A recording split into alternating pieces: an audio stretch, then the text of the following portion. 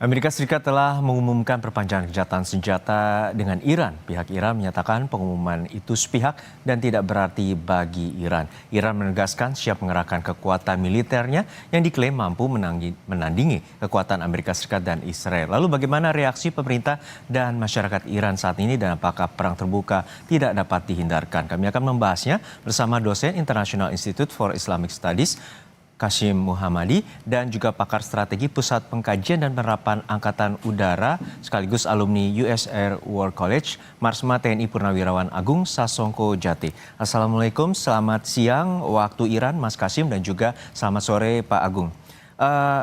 Saya ke Mas Kashim terlebih dahulu. Mas Kashim, untuk saat ini kita mengetahui bahwa gencatan senjata perpanjangannya hanya sepihak diklaim oleh Presiden Donald Trump. Namun kita juga memiliki gambar bahwa di Tehran IRGC menampilkan sebuah rudal balistik dan juga konvoi yang menyatakan siap berperang ataupun siap untuk berkonfrontasi dengan Amerika Serikat bila diperlukan. Untuk saat ini sebenarnya seperti apa keinginan ataupun kehendak dari masyarakat Iran terkait dengan perang atau perdamaian?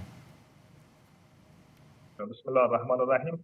Ya, sebagaimana yang kita sudah lihat kan dari pihak yang lain, mereka nampaknya tidak serius dalam perundingan atau dalam gencatan senjata itu. Pihak atau tahap pertamanya perang itu sudah perlihatkan mereka bahwa Iran itu sangat serius dalam perjuangannya dan tidak hadir dan tidak sedia untuk hanya biarkan mereka untuk menguntung dari perang mereka. Dan sampai sekarang beberapa kali pihak Iran itu sudah umumkan bahwa kami ini tidak akan ke Pakistan atau ke perundingan kecuali dipastikan gencatan senjata itu dipastikan untungannya Iran juga dari perundingan itu. Dan sampai sekarang tindakan-tindakan yang sekarang ini kita dapatkan dari pihak yang lain itu tidak begitu, tidak sesuai dengan penerimaan haknya Iran itu. Oleh karena itu, ya Iran sudah siapkan dari di sisi masyarakat ataupun di sisi pemerintah atau angkatan militernya sudah siap untuk memperpanjang atau melanjutkan perjuangannya. Oke, saya ke Pak Agung. Pak Agung, kita mengetahui bahwa ada masalah isu kepercayaan terhadap Iran. Tentu ada negosiasi yang telah berjalan sejak Juni lalu, kemudian Februari lalu, kemudian terakhir April ini, kemudian ada terjadinya serangan ataupun blokade terhadap Selat Hormuz yang juga tidak dikehendaki oleh pihak Iran. Untuk saat ini kejahatan senjata hanya diklaim sepihak oleh Presiden Amerika Serikat Donald Trump. Menurut pandangan Anda sejauh mana kejahatan senjata ini akan terjadi dan juga apakah serangan terbuka akan terjadi dalam beberapa waktu dekat ini? Dari apa yang ditampilkan bahwa Trump itu menambah gencatan senjata, artinya mereka yang perlu gencatan senjata. Dan mereka kayaknya sudah menemukan taktik baru nih, strategi baru. Karena begini, dengan Iran memegang Selat Hormuz, praktis Amerika tidak punya daya tawar lagi. Dia ngebom juga tidak ada efeknya, karena tetap hasilnya begitu-begitu saja. Iran tetap memegang Selat Hormuz. Nah, itu mereka menggunakan cara lain, yaitu dengan balas memblokade. Ternyata blokade di luar di Laut Arab, di luar Teluk Oman itu juga tidak terlalu efektif. Maka sekarang mereka melangkah lagi dengan mencari-cari kapal Iran yang berada di daerah lain, di Samudra Hindia dan di tempat lain, yang mana itu adalah menunjukkan mereka menggunakan global influence-nya. Sedangkan Iran menggunakan regional influence-nya. Namun masalahnya adalah, ini adalah soal berburu dengan waktu. Iran memiliki banyak waktu yang bisa dibutuhkan, sedangkan Amerika sendiri waktunya terbatas, yaitu apakah berapa sanggup rakyat Amerika untuk menahan harga minyak tetap naik, dan makin hari makin naik, dengan makin lama ada kemungkinan bahwa bunga banknya juga akan naik dan sehingga mereka akan kesulitan untuk itu. Jadi yang berpacu dengan waktu itu Amerika, sedangkan Iran sendiri, ya betul dia diganggu, tapi masalahnya begitu kapal-kapal Iran di Samudra lepas, itu tentu masalahnya tidak hanya menyangkut soal Iran saja, karena itu adalah mungkin produk-produk ataupun barang-barang yang berasal dari negara-negara besar lain. Nah, ini sudah akan mulai mengganggu Cina dan mengganggu negara lain yang membawa produk-produk itu. Bukankah tadinya janjinya itu bila ada kejahatan senjata, maka tidak ada gangguan. Makanya Iran membuka Teluk Persia, Selat Hormuz dibuka untuk ini. Tapi pada saat dibuka itu malah sama Amerika ditutup dengan alasan hanya untuk Iran akan diblokade. Tapi yang lain tidak. Nah gimana? Akhirnya sama Iran dibalas juga untuk ditutup juga yang lain nggak bisa. Jadi perjanjian itu gencatan senjata itu sudah jelas. Selama gencatan senjata silakan masuk dan keluar barang. Tidak boleh diganggu, pesawat tidak boleh diganggu, kemudian kapal tidak boleh diganggu. Baik. Itu sudah sepakatan. Tapi diingkari oleh Amerika sehingga akhirnya jadi seperti sekarang. Baik. Oke, saya ke Mas Kasim. Mas Kasim, kita ketahui bahwa Anda berada di KOM untuk saat ini. Lalu seperti apa sebenarnya gambaran dan situasi terkini di Iran terkait dengan pemimpin tertinggi Iran untuk kepastian dan juga bagaimana terkait dengan proses pengambilan keputusan di Iran? Karena ada klaim dari pihak Donald Trump ada terjadi keretakan ataupun keterpecahan di pemimpin Iran.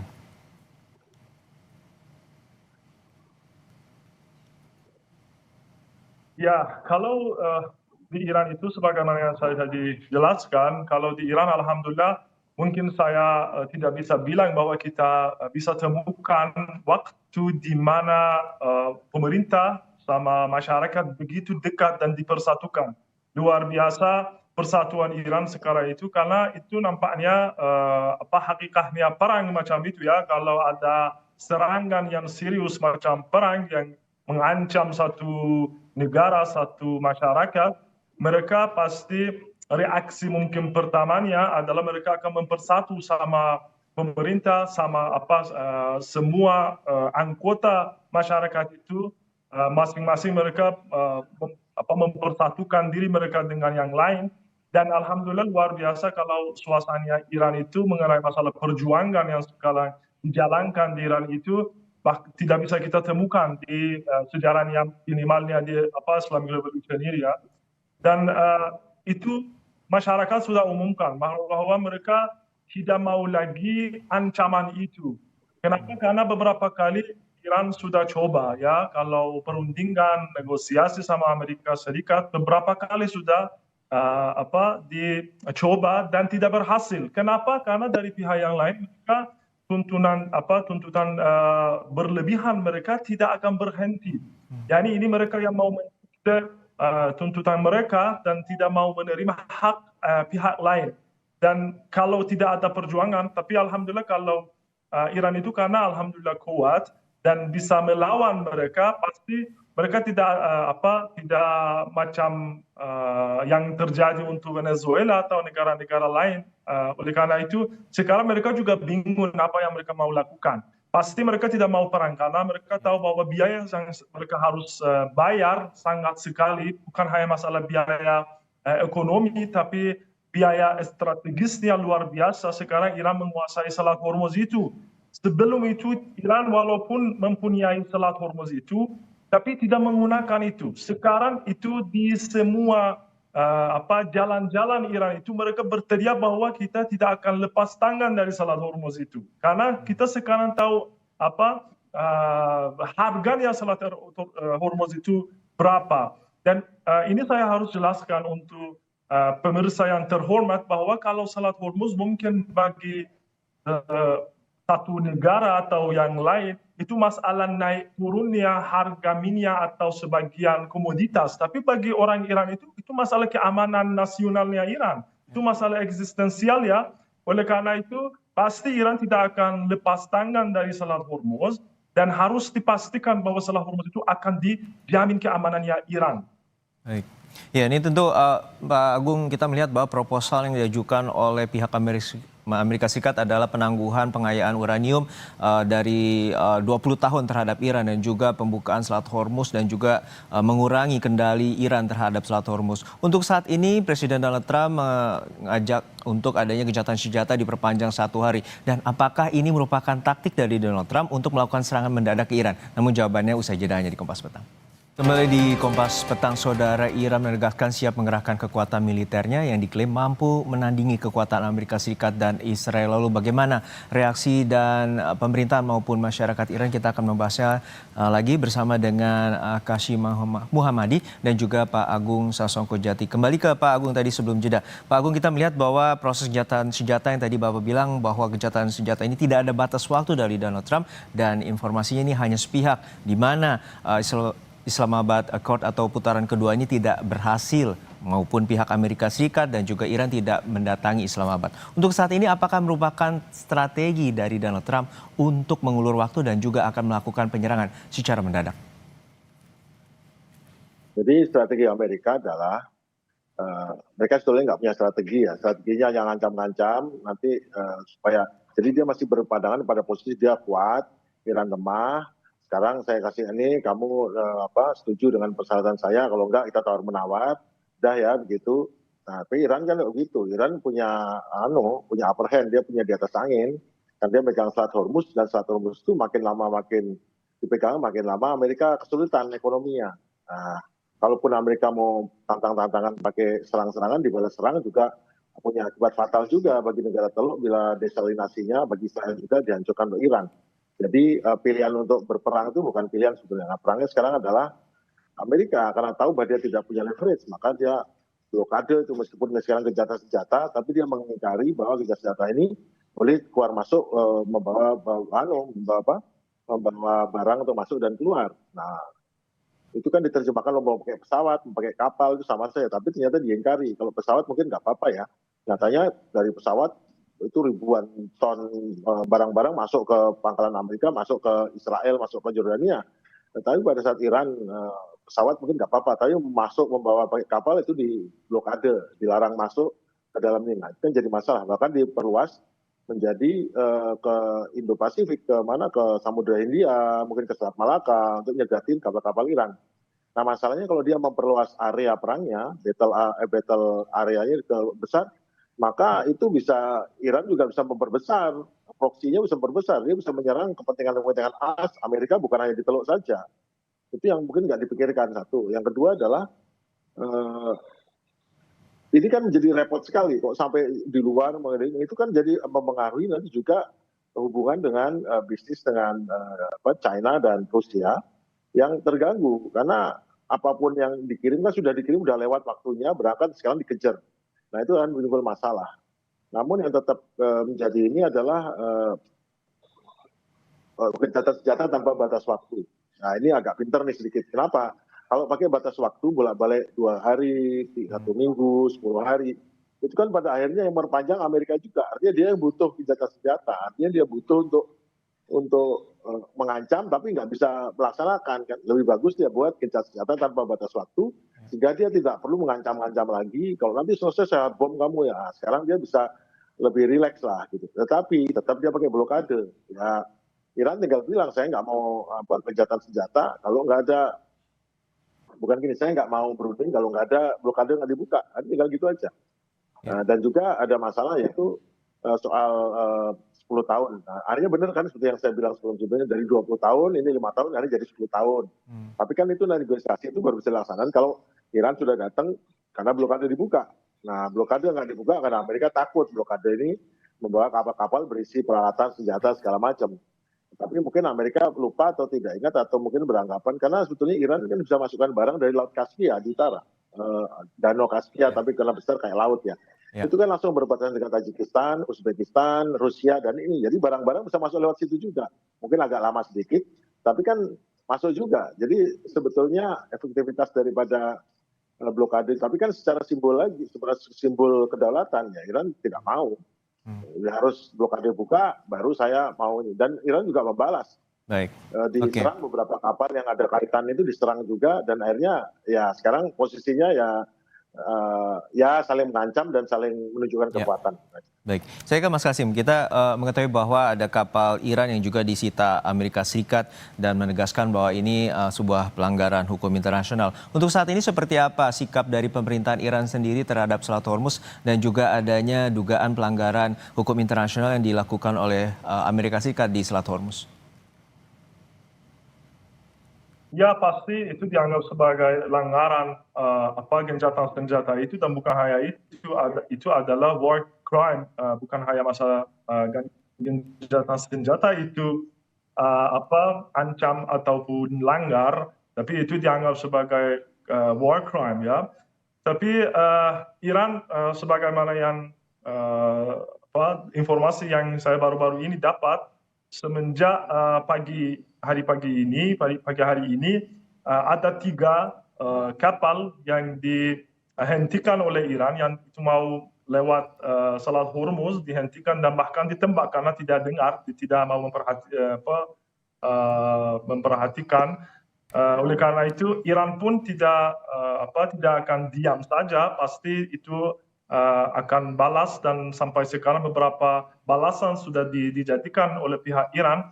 Dan juga itu bukan hanya masalah Iran, mereka sekarang ini melawan mitra-mitranya Iran itu, khususnya China ya.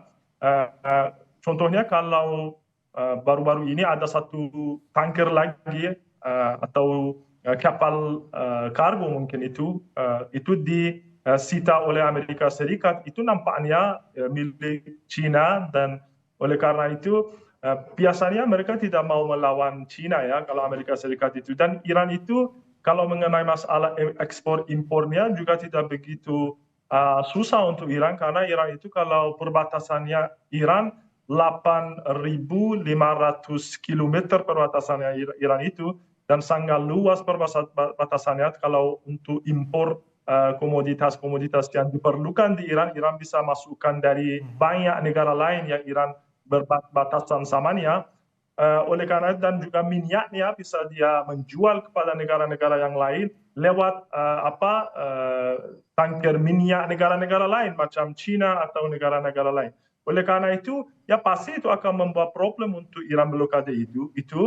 Tapi saya kira mungkin dalam masa yang panjang pasti negara-negara yang akan terugi untuk blokade itu bukan Iran, itu negara-negara yang lain. Ya, oke. Ke Pak Agung. Pak Agung, ini kita mengetahui bahwa Iran melalui IRGC juga telah memamerkan sejumlah alutsista dan juga rudal balistiknya. Lalu dalam pengamatan Anda juga ada kapal induk besar dari Amerika Serikat, USS Abraham Lincoln di area Selat Hormuz, dan juga 3 kapal induk lainnya. Untuk saat ini sebenarnya seperti apa ancaman perang yang akan terbuka dalam waktu dekat, dan seperti apa gambaran Anda terkait dengan kemungkinan itu? Jadi posisi kapal induk USS Abraham Lincoln dan 3 kapal induk marinir yang lebih kecil, yaitu USS Bataan, USS Boxer, dan USS Tripoli itu tidak di dekat-dekat Iran. Dia bahkan tidak juga di Teluk Oman. Ingat ya, ada namanya Teluk Persia, ada Selat Hormuz, ada Teluk Oman, setelah itu Laut Arab. Jadi mereka berada di Laut Arab, bahkan dekat Samudra Hindia. Jaraknya sekitar lebih dari 300 km karena mereka menghindari rudal anti kapal yang dipasang di pantai Iran. Dan itu juga, jadi mereka mencegat kapal-kapal itu di jalur pelayaran di laut bebas, jadi bukan di laut yang di dekat-dekat sama Hormuz. Jadi kalau ada yang mengklaim memblokade pelabuhan, ya pelabuhan Iran, tetapi 400 km dari pelabuhan Iran, dari Bandar Abbas, jadi jauh sekali. Jadi sebetulnya ya mereka seperti piracy ya, seperti bajak laut yang nangkapin kapal-kapal di laut bebas. Pokoknya ini Iran, ayo berhenti, diambil. Jadi seperti itu. Tapi memang katanya Amerika nggak punya cara lain yang lebih nyata yang buat Iran sakit atau merasa sakit kecuali cara-cara seperti itu. Karena pada akhirnya kalau mereka ngebom sekarang kan target sudah habis. Berarti targetnya nyari-nyari target sekolahan atau universitas atau apa, itu kan sebetulnya kejahatan perang itu, mengebom sipil, meskipun alasannya itu ada kaitan sama tentara, tapi kan nggak bisa begitu juga, karena pada akhirnya yang diinginkan kan simpati rakyat Iran. Gimana mau simpati rakyat Iran kalau dibuat susah karena ini. Baik, perang sudah terjadi 1,5 bulan dan juga terdata ada 3.300 warga sipil yang meninggal dan juga menyasar sejumlah sekolah, infrastruktur dan juga jembatan, termasuk juga aset militer. Untuk saat ini kita lihat bagaimana dinamika yang masih terlalu cair dan juga memanas pasca gencatan senjata sepihak diklaim oleh pihak Amerika Serikat dan tidak terjadinya kesepakatan putaran kedua negosiasi antara Amerika Serikat dengan Iran di Islamabad. Sekali lagi terima kasih kasih dosen International Institute for Islamic Studies, Mas Kasyim Muhammadi, semoga aman selalu di Iran, dan juga Bapak Mas Mateni, Purnawirawan Agung Sangko Jati, pakar PPAU dan juga alumni US Air War College, telah berbagi perspektif bersama kami di Kompas Petang. Sehat selalu Bapak-Bapak.